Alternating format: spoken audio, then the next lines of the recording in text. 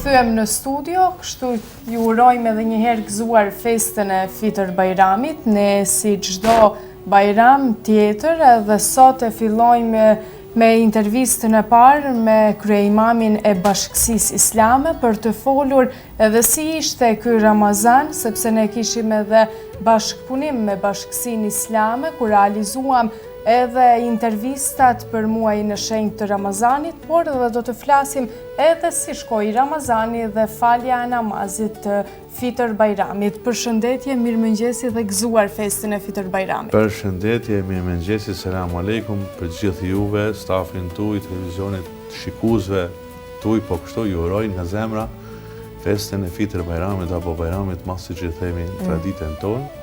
Duke u lutur Allahu xhaleshanuhu që të na ketë pranuar gjitha adhurimet gjatë muajit mangnushëm të Ramazanit dhe ato mirësi që kena realizuar dhe ato afrimitete që kemi pas me njëri tjetrin në këtë ditë ku kurorzohen gjitha këto me një lloj gëzimi, siç e themi ne, Bajram apo fest. Andaj gjithëve ju uroj për shumë mot inshallah.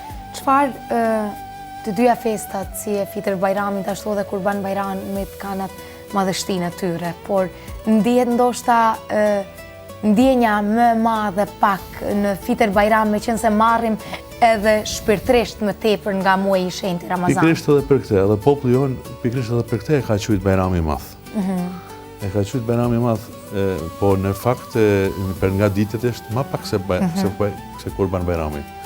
Por duke ditë se kena pas një aktivitet për një muaj, domethënë me adhurime, me ibadete, me programet ndryshme, me namazet teravive, ku gjithë, do të thoja, brenda një shtëpie janë aktivizuar të gjitha, do të thoja, ato poret e shtëpisë, domethënë me aktivitete të ndryshme, qoftë me mysafir, me iftare, me gjërat e tjera të bukura që i ka muaji i mangnushëm i Ramazanit, qoftë me namaze, domethënë zbukurimin e xhamive, edhe kështu me radhë.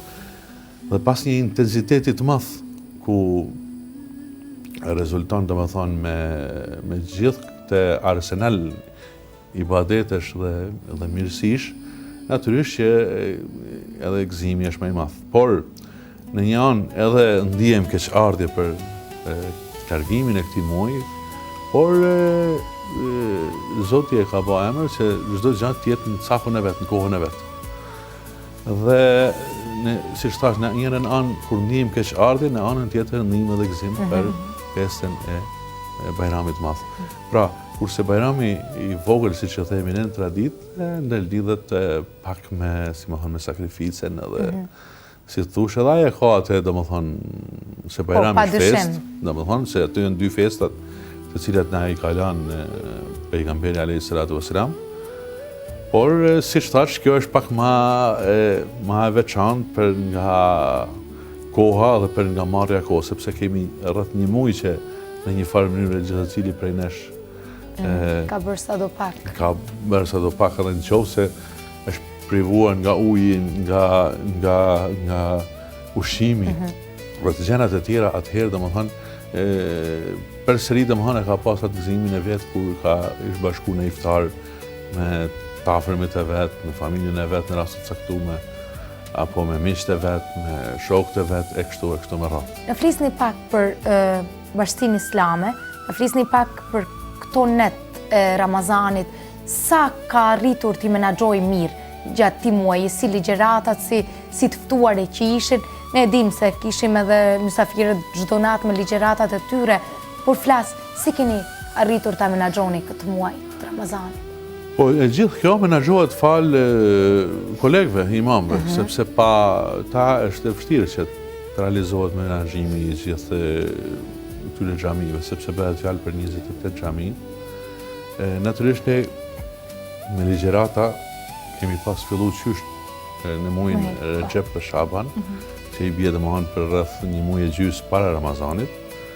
Dhe në një farë mënyrë ato ligjëratat i kemi konsumuar ato para përgatitjes, do të thoja, për fillimin e muajit të mangnushëm të Ramazanit, ndërsa gjatë muajit të mangnushëm të Ramazanit ne kemi mes shumtit kemi pas ligjërues mas shumë të vendas imamët tanë, me ndonjë ndryshim apo rokat, siç e themi, edhe me ndonjë misafir që ka qëllu, domethënë apo në rastet caktuar kur kemi pasur të ftesat që ne i ftojmë misafiret tanë nga jashtë Ulqinit. Pra, po kështu kemi pas edhe kolegi imam nga jashtë, për shembull, të cilët kanë kontribuar gjatë këtij muajit mandushëm të Ramazanit me namazet të taravive, sidomos në xhaminë e madhe, sidomos në Pinjesh, po kështu në disa xhamitë të tjera ka pas imam të tillë të cilët e kanë me zanin e tyre, e kanë zbukuruar dhe i kanë dhënë një atmosferë shpirtërore shumë më të bukur. Prandaj ne gjitha këto falë gjithë imamëve, kolegëve, domethënë gjitha këto në një farë mënyrë kur bashkëpunimi është edhe kryhen edhe shumë ma lehtë pastaj. Sa ishte rëndësishme që të vazhdojë edhe fryma e besimit edhe pas mbarimit të muajit të shenjtë të Ramazanit? Kjo është më rëndësi, sepse ne gjithë gjatë këtij muaji pak a shumë jemi të gjithë, domethënë ishim në agjerim gjithë në një farë mënyrë vepronin pak a shumë njëjtë në lëvizje, nuk frekuentoshin kafet, nuk frekuentoshin tjera të cilët gjatë kohëve tjera janë më ndrysh si rezultat i agjerimit. Natyrisht mandej xhamit ishin shumë ma aktive për nga besimtarët, merrin pjesë shumë besimtarë, qofshin meshkuj apo femra. Po kështu gjatë këtij muaji ishte edhe aktiviteti shumë i madh në drejtimin edhe në bamirësi, në iftare të cilat janë si rezultat i lidhjeve sociale, shoqërore që bashkojnë njëri tjetrin. Në gjitha këto do të thotë e kanë atë peshën e vet. Dhe ajo që në ky bajram, ky Ramazan ishte një institucion edukues, emancipues për njeriu për ta ngritur në grada sa më të larta shpirtërore, morale, me sjelljet e tija që të manifestohet tashti në jetën e tij të përditshme, kjo vlen, domethënë, më shumë do të vlej pin nga sot e më pas. Pra do të thotë në një farë mënyrë Ramazani ne nuk e konceptojmë si pastrim. Normalisht si pastrim i gjinave, mëkateve të tjera. Po në anën tjetër Ramazanin duhet ta marrim si karikim, apo si mbushje shpirtërore jona edukative tjera, domethënë, të cilat duhet manifestohen në jetën tonë të përditshme, tashme pas muajit mandushëm të Ramazanit. Sepse njeriu, domethënë, gjatë kohës sa ishte agjerueshëm për shembull, e privonte agjerimi që të mos bënte një veprim apo një ngatresë qoftë, apo një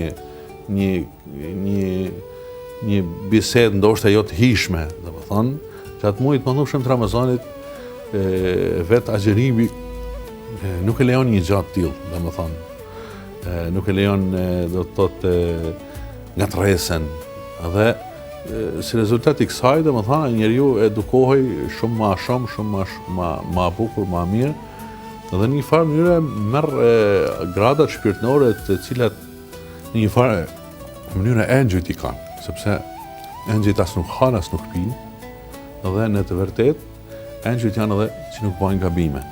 Do të thotë ne nuk mund të bëhemi engjëj se jemi njerëz, sepse jemi të krijuar në këtë formë, por në një farë mënyrë t'ju ngjasojmë aty për një çast, por kjo domethënë vlen gjithë ky edukim shpirtëror, ky institucion që do ta quaja i muajit mandushëm të Ramazanit, duhet që me patjetër të reflektojë gjatë kohëve të tjera. Nëse ne gjatë muajit mandushëm të Ramazanit përveç vakteve të ditës që janë obligim, kemi falë namaz teravive apo namaz natët apo e kështu me radhë,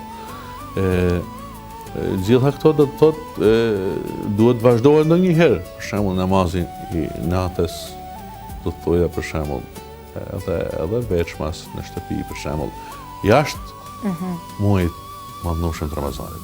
Nëse kemi agjeruar ndonjëherë, natyrisht që është e mirë që të agjerohet edhe ndonjëherë tjetër, që të përcillet edhe ndonjëherë tjetër.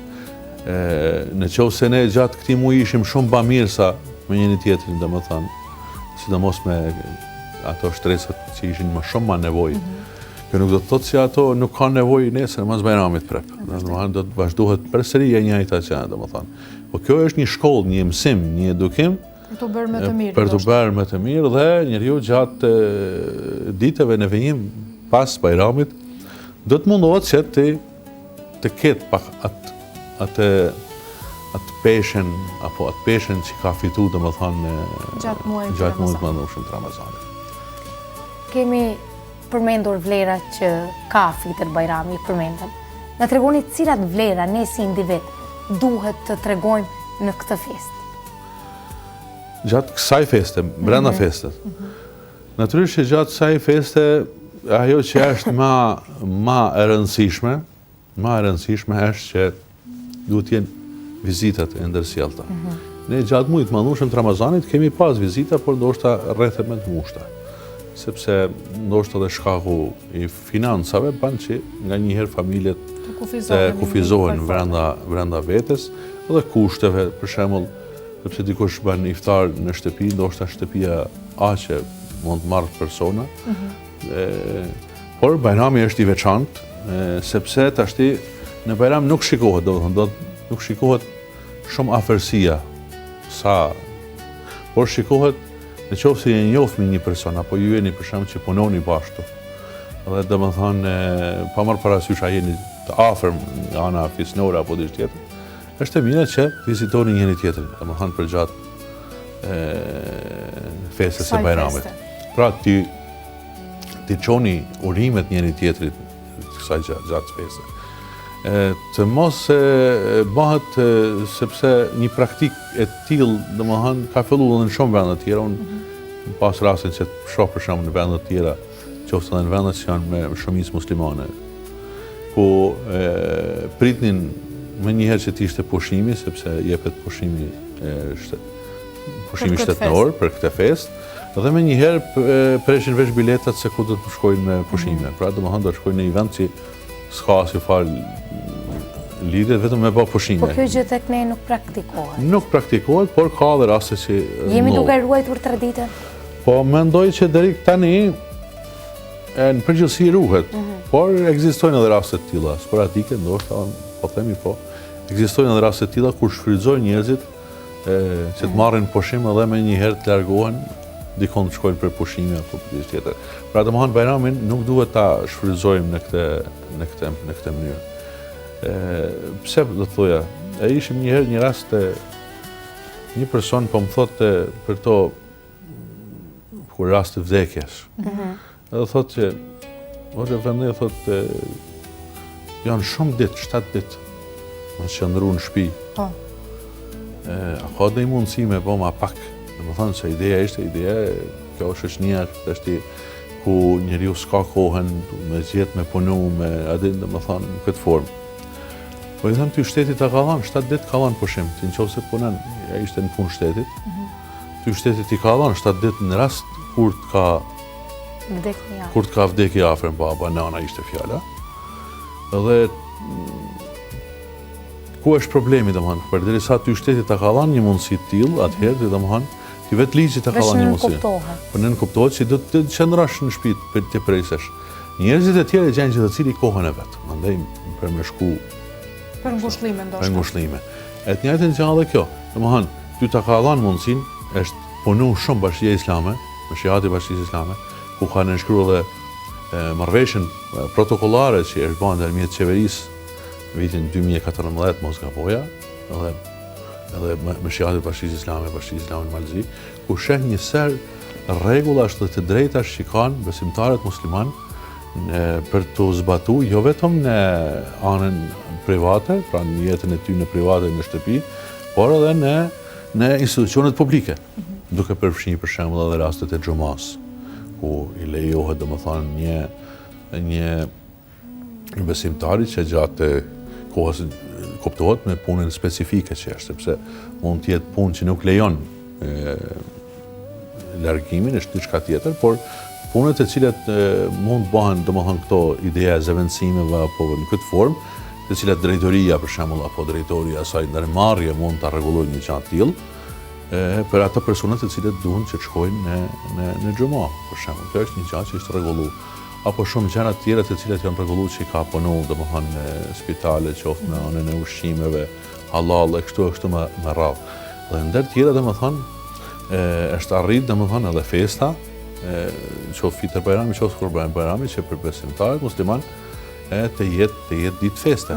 Domethënë kjo është një punë që është një angazhim i madh që është bërë me qeverinë, sepse ne dimë që vendet tjera, për shembull qoftë Kosova, qoftë Shqipëria, nga një ditë kanë pushim. Po.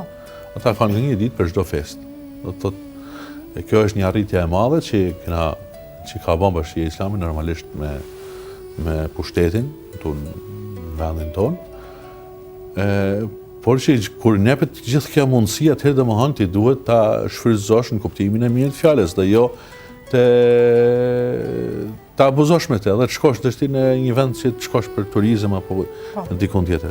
Për turizëm ti do ta lësh një redat tjetër apo ke një shënim tjetër. Prandaj që të kthehemi te tema, gjatë këtyre ditëve domethënë është e mira që pika kryesore është vizita tek njëri tjetrit.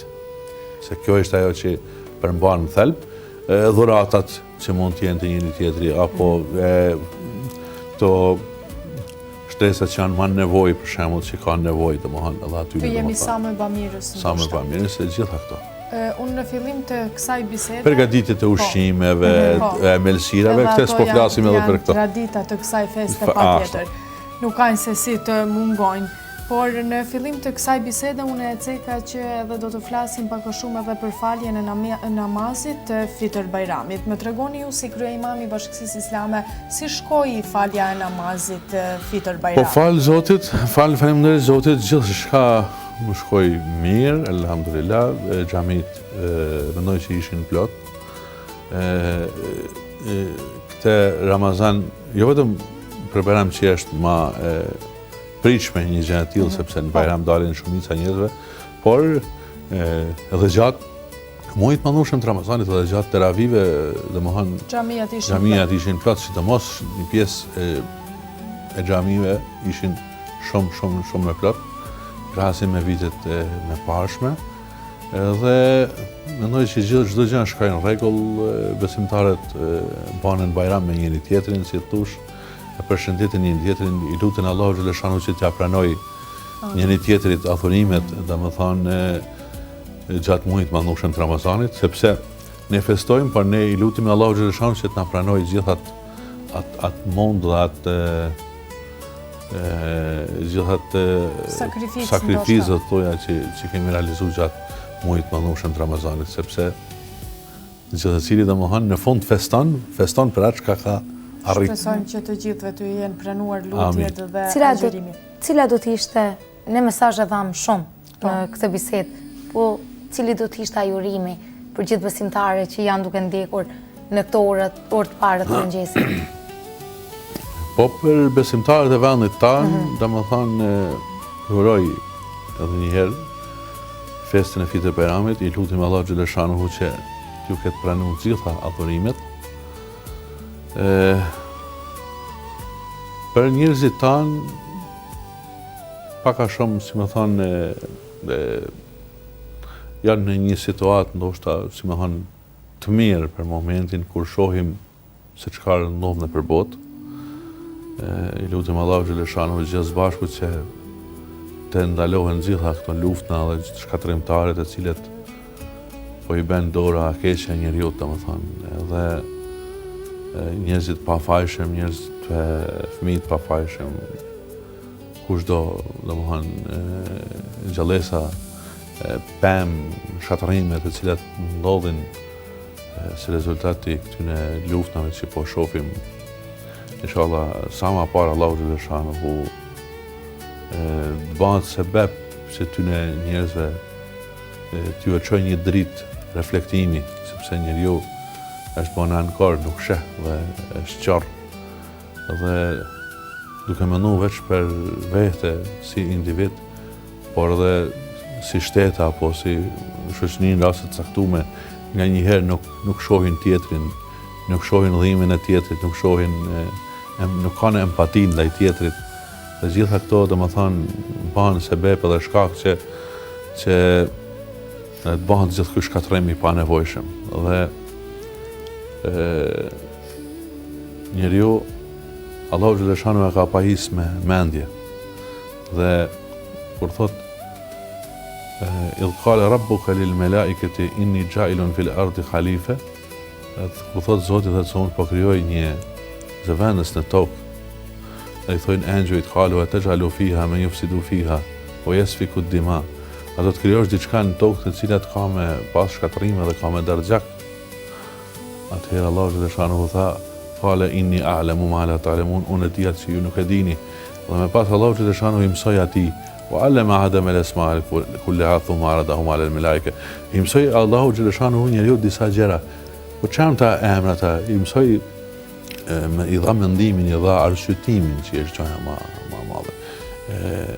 Njeriu domethënë në situata të caktuara reflekton, punon, krijon, bën zbukurime, gjë që nuk e kanë krijesat e tjera, nuk e kanë, domethënë nëse një blet pa marrë parasysh se e ka ditat atë kosherin e vetë, shumë bukur që njeriu s'po ta ndërtojnë, po themi, por aq ajo din me bë, domethënë i ka koordinatat e veta se çka mund bëjnë, apo një kafsh apo diçka tjetër. Sa njeriu i ka shumë më mundësi, njeriu krijon, ka krijimtari, domethënë që është e veçantë për krijesave të tjera. Dhe duke ia dhënë Zoti arsyetimin njeriu që nuk e kanë tjerët, sepse kafsha nuk ka arsye. Domethënë ti mund të qëndrosh para një luani i cili është i uritur, ndoshta të han, po mund të jetë në moment kur ai s'ka nevojë me harë dhe nuk të han. Por ti a mund t'i besosh? Sepse është kafsha e tillë e cila që nuk arsyeton. E përndryshe nga njeriu, se njeriu arsyeton, domethënë. Edhe njeriu që nuk arsyeton ai bëhet kafsh. Pastaj. Edhe gjithë njerëzit e cilët shkaktojnë luftat janë kafsh. Në një fjalë bëhen kafsh, se nuk arsyetojnë.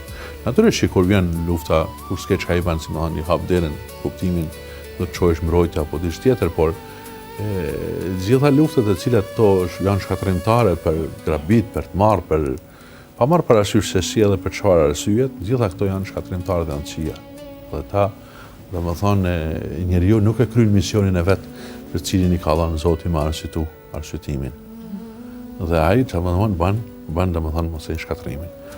Për atë arsye domethënë dua të them këtë për që është për te që na rrethon, po që i cili prej nesh ndikohet për shumë arsye tjera ekonomike, gjëra tjera, mundoshta edhe lëvizje popullsie, emigrime të ndryshme të cilat mund të rrezikohet edhe vendet tona pak a shumë. E rëndësishme është që sot në këtë ditë feste të jenë të gjithashtu në paqe njëri me tjetrin dhe shpresojmë, por si shihet nuk janë fakt. Edhe një kategori tjetër njerëzve tanë diasporën, të cilën dua ta përmend, të falenderoj gjithë ata me kontributet e tyre modeste, në shumë raste, qoftë me punët e ndryshme që kanë kontribu në shkolla, në rregullimin e xhamive, restaurimet e tyre, e pa ndihmat e ndryshme që kanë kontribu për familjet nevojë, e kështu me radhë. Pra gjithë këto, domethënë lutem Allahu xhaleshanu që t'ju jap shpërblimet më të mira në këtë jetë, në jetën tjetër, në familjet e tyre të ketë begati, mirësi, të çojë Zoti bereqet e të mira inshallah. Faleminderit edhe një herë që ishit me neve. Faleminderit shumë. Faleminderit dhe juve, gëzuar festen. Gjithë të mira t'u uroj, faleminderit shumë për gjatë gjithë këtij muaji që kena pas një bashkëpunim së bashku.